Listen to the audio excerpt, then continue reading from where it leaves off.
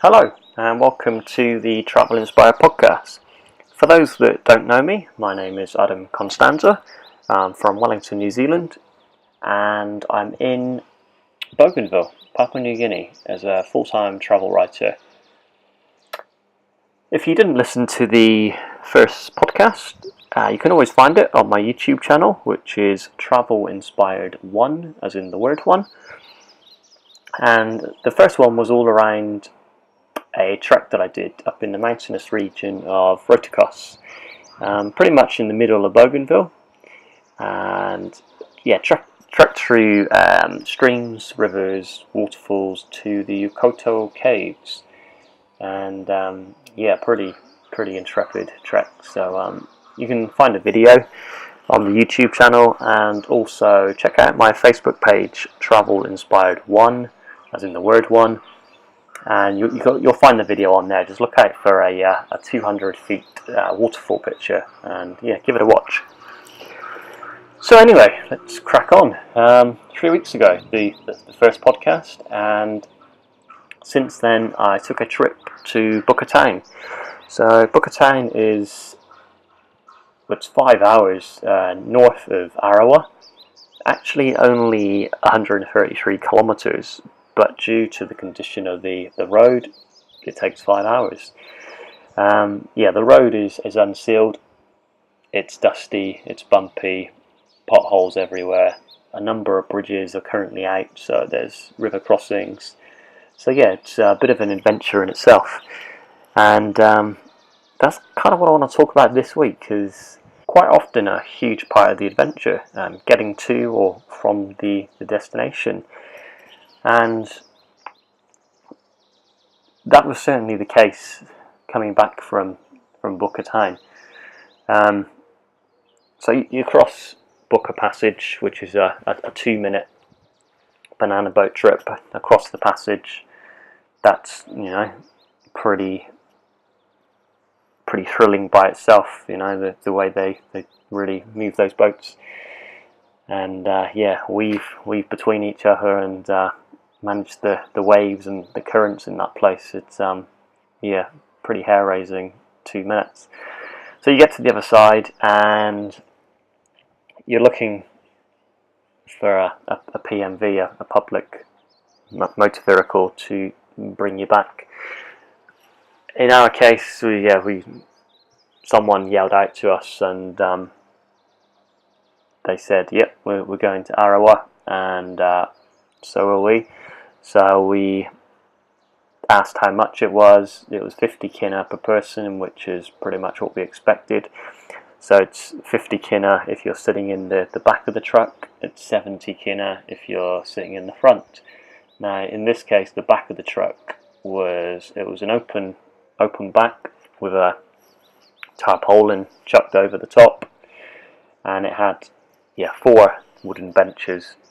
You're not looking forward, you're looking back. So we hopped in, chucked our bags in, and then it's a waiting game. So you kind of sit there and you wait for the truck to fill up before you depart, and you just never know how long that's going to be. And it's like so many places, I guess. You could be there for an hour or two. Luckily, within 15 minutes, our truck was pretty much full. We had 18 people in the truck, so 2 in the front, the driver and a lady, and then 16 of us in the back. So some of us had seats, and the rest of the people just kind of perched on the tailgate at the back, or stood on the tailgate and kind of hung on to the tarpaulin roof. So anyway, we kicked off, and something that I should say, the roads between Bukatang and Arawa are not fantastic. Apparently they've improved massively fairly recently, and much better than they used to be now, but they're still rough. They're mostly unsealed, they're bumpy, they're dusty, they're stony, and also people use them to walk between villages from their village to their cocoa plantations or their coconut plantations.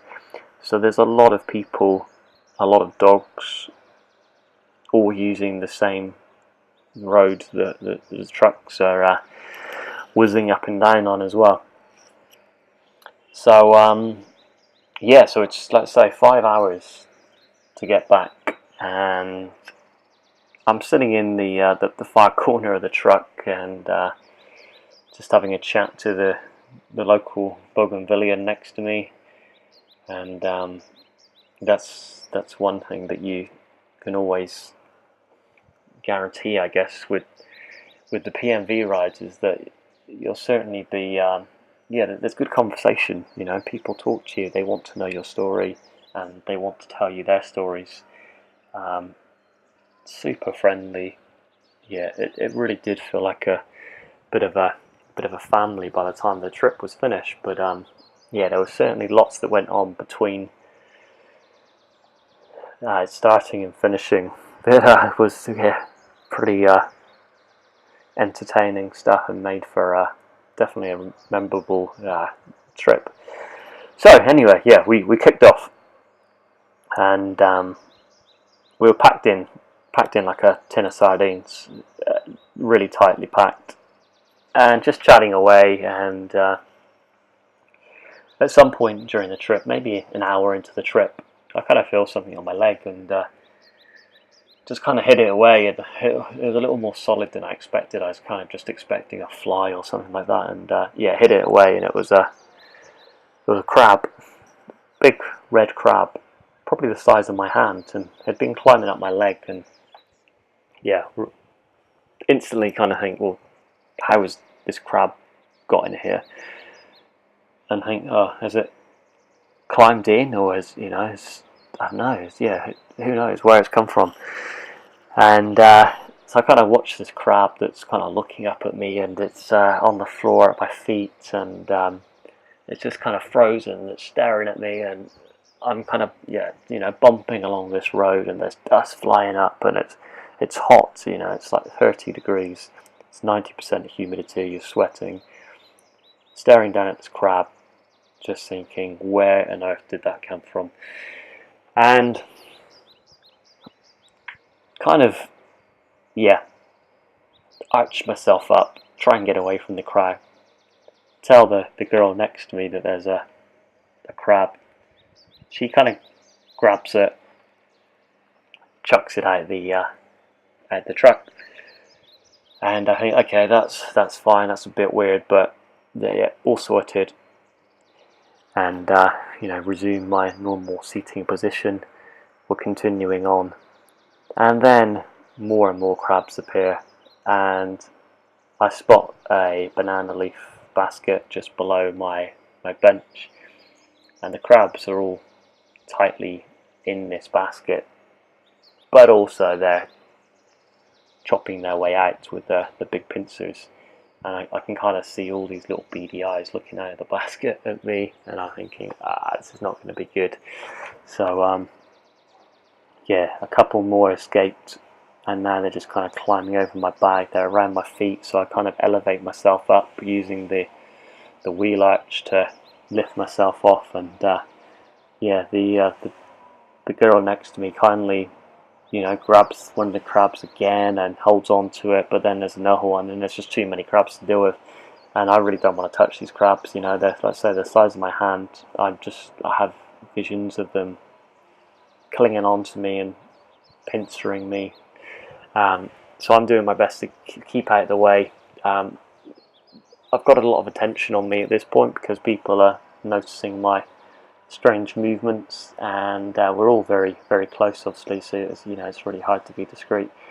People are smiling and just kind of watching me, but then the crabs slowly start to move across the bottom of the truck and between people's feet and between people's cargo. People are carrying boxes of noodles, and there's sacks of potatoes, and there's stacks of corn. There's all kinds of cargo in the truck, as well as the 16 people in the back, and these crabs are just scuttering around the floor, and you can hear them kind of just on the metal scurrying away. And yeah, I'm kind of happy at this point, because you know they're kind of leaving me, but there's still a fair few around me, and I'm still, you know, trying to keep elevated, to keep away from these. And the guy in front of me is trying to hit crabs with his jandal, which is really not helping the situation. He's hitting the basket, he's hitting crabs, he's, yeah, really not helping. And yeah, you know, there's really nothing I can do. I'm kind of useless in this situation. Eventually, anyway, the truck kind of slows. Someone's tapped the glass to the cab in front and told them to pull over. So what seems like a long time, we pull over onto the verge, and the truck driver hops out of his car, and out of the truck, out of the cab, and he just kind of looks over the edge of the truck to me, and just points at the crabs and just shouts, "Crabs, crabs, crabs," whilst laughing. And I'm still kind of, you know, arched up and avoiding them like the plague, really, and desperate for him to do something, or someone to do something. So slowly, anyway, people start to evacuate out of the out over the tailgate of the truck, jumping down onto the track. And yeah, the first, you know, the people that are on the tailgate hop off pretty quickly, and then people are slowly getting out of the truck, taking the cargo with them, and then it's just the back row where I'm sitting left with a whole load of crabs. So I kind of just quickly clamber over the benches, up onto the tailgate, jump out, and yeah, breathe a sigh of relief that I'm away from these crazy crabs for a while. A few people grab the basket, and you know, people start grabbing the crabs, and they're quickly repairing the basket with some new banana leaf. And yeah, before we know it, the crabs are back in, secured back in the basket, and everyone's kind of, you know, back into the truck. And